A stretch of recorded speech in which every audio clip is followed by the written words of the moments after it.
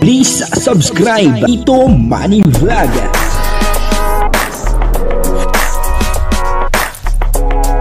Payagan po si Tito Manny Vlog na mag-reactor para pambiling gamot sa kanya pong karamdaman. Wala man siyang records ng ng awayan. Kuya Jomar, patuloy na inuugnay dito po kay Joy Diwata. Ano po ba ang sasabihin dito ni Kalingap Dan, At maging si Kuya Jomar, ano po ba ang sasabihin? Ano po ba ang katotohanan? Dito sa mga bali-balitang ganito? Panoorin po natin yung video at syempre bibigyan po natin ng konting reaction. Pero bago po yan, ako muna po yung bumabati sa inyong lahat ng magandang umaga, magandang tanghali at magandang gabi sa inyong lahat mga kapatid. Saan man kayo ng panig ng mundo naroon ngayon, ay mag-iingat kayo palagi at pagpalain kayo ng ating Panginoon. Maraming salamat din po sa patuloy na tumatangkilik sa aking YouTube channel at nanonood sa aking video reaction. Patuloy lang po natin suportahan sila Kuya Bal Santos Matubang, Kalingap Rob, Ate Edna Vlog, Jack Tapia, Kalingap Dan, Kalingap Jomar at syempre yung mga kasama po natin sa Karepa, ganun din po yung mga Kalingap partner na charity vlogger.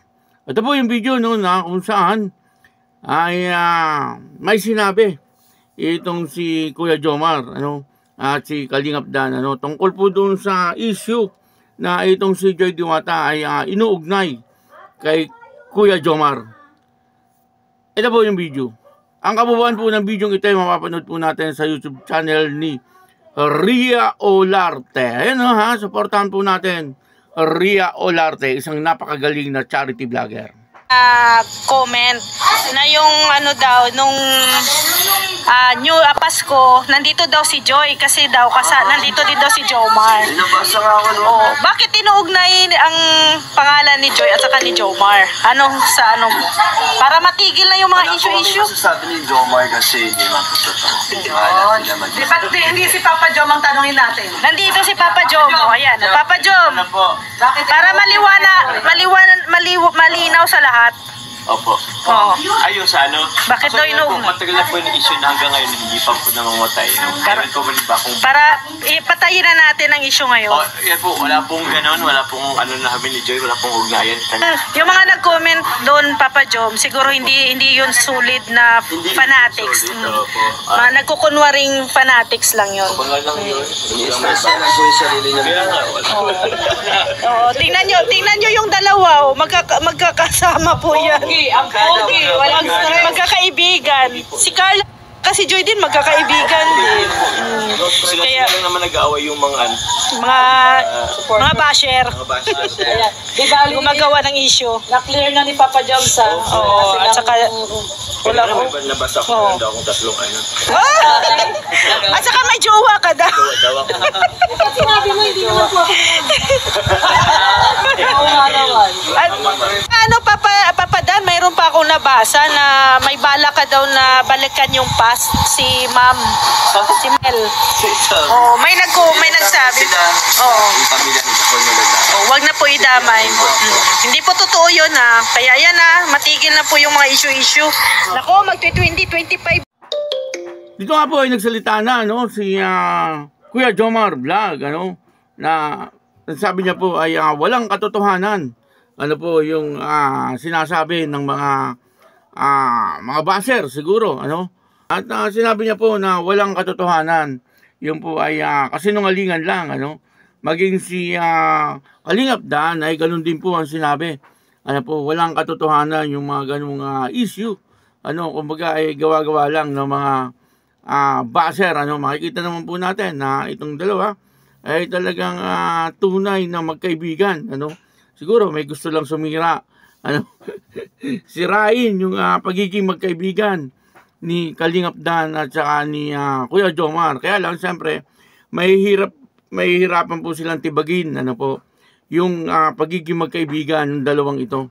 Kasi parang magkapatid na po ito si Kuya Jomar at saka si Kalingap Dan. Kung natatandaan nyo, nung nasa ospital po itong si Kalingap Dan, ay etong si Kuya Jomar ang unang nag-asikaso po kay Kalingap Dan at hindi niya po pinabayaan itong si Kalingap Dan At doon po makikita po natin na talagang silang dalawa ay matalik na magkaibigan, na may mga tao naman na pinipilit na sirain ang pagiging magkaibigan ng dalawang ito, no? Sa pamamagitan po na etong si Kuya Jomar ay inuugnay dito kay Joy Diwata, ay napakalaking kasinungalingan po niyan, Alam naman po nating lahat na itong si Joy Diwata ay napakabait na dalaga, kumbaga ito ay hindi po yung babaeng kaladkarin.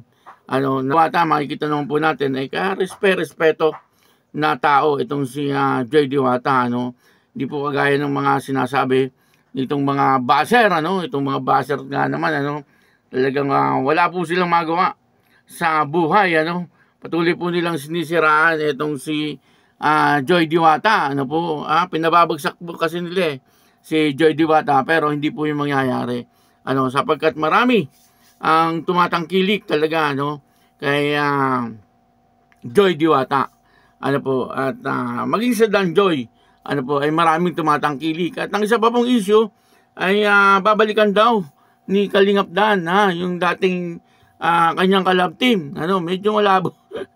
Medyo malabo po mangyari yan, na si Kalingap Dan ay babalik doon, tapos ay iiwan ng Kalingap.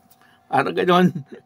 Napakalabo po mangyari niyan, Napatawa na lang po si Kalingap Dan, Sabi po ni Kalingap Dan, yung mga baser ay wag na po kayo mandamay ng ibang pamilya, Ito pong dating collab team ni Kalingap Dan, alam ko meron na po itong collab team ngayon, kaya imposible pong mangyari. Tsaka malabo po na mangyari po yan, kasi siyempre ay una't una ay hindi po yan gagawin ni Kalingap Dan, at maging siguro yung taga-kabila ay hindi rin naman po papayag din siguro, kumbaga gawa-gawa din lang po yan ng mga baser, at pilit pa rin nilang inuugnay itong si Kalingap Dan doon po sa dati niyang collab team. Wag na po ganoon, kasi may kanya-kanya na po silang buhay, yung dati niyang collab team, may collab team na rin ngayon, at ito naman si Kalingap Dan ay siyempre busy kay Joy Diwata, at busy sa Dan Joy, At napakaganda naman po talaga ng teleserye na Dan Joy, Gusto po kasi ng tibagin gusto pong sirain yung tibagin, parang gustong sirain ng mga baser, itong Dan Joy, kaya pilit na inuugnay kay Kuya Jomar, nang sa ganon ay siyempre masira din yung Jomcar, parang ganon, malupit din itong mga baser na ito, talagang hindi po sila tumitigil, kaya lang pailan-ilan lang naman po ito, kumbaga mabibilang mo lang sa daliri itong mga baser na ito, mas marami po ang sumusuporta kaysa sa naninira, kaya wag na po natin pansinin yung mga baser, pabayaan na po natin sila, at ang gawin po natin ay patuloy lang po natin suportahan, yung Dan Joy, siyempre ganoon din po yung Jomcar, sapagkat napakaganda naman talaga ng mga teleserye ito, kumbaga talagang minsan nakakapulot po tayo ng aral, dito po sa teleserye ito, sa Dan Joy makikita po natin na talagang doon po nakikita po natin na talagang nakikita natin yung pagsisikap ng bawat isa, yung po ang aral na nakikita ko dito sa Dan Joy, yung pagsisikap ng bawat isa, si Joy Diwata ay nagsisikap na makatapos sa kanyang pag-aaral, at ito naman si Kalingap Dan ay nagsisikap upang sa ganon ay maging maganda yung kanyang future, kumbaga ay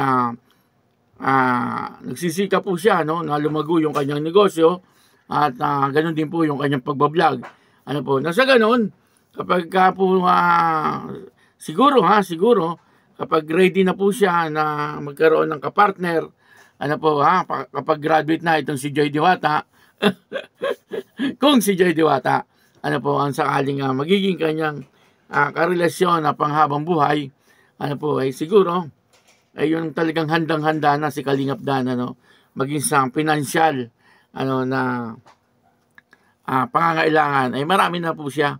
Ano po, kumbaga marami na siyang ipon. Ano, pagdating po nung panahon na yon. Ano, kaya nakakatawa, ano po, patuloy lang po natin suportahan itong Dan Joy, ano po, na talaga nga namang nakakalibang at higit sa lahat, siyempre, yung nakakatuwa, ano po, at nakikita po natin na talagang napakaganda ng teleserye. Ano po, at maging sa tunay na buhay, ay nakikita po natin na maganda rin yung takbo. Inaabangan po natin, siyempre, kung may nangyayari na pong ligawan, ano, sa tunay na buhay. Ano po, siguro sasabihin naman po yan kapag meron na. Ano po, maraming salamat po sa inyong lahat. At ako po si Tito Manny Vlog na nagsasabing God bless you all. Diyos mabalos.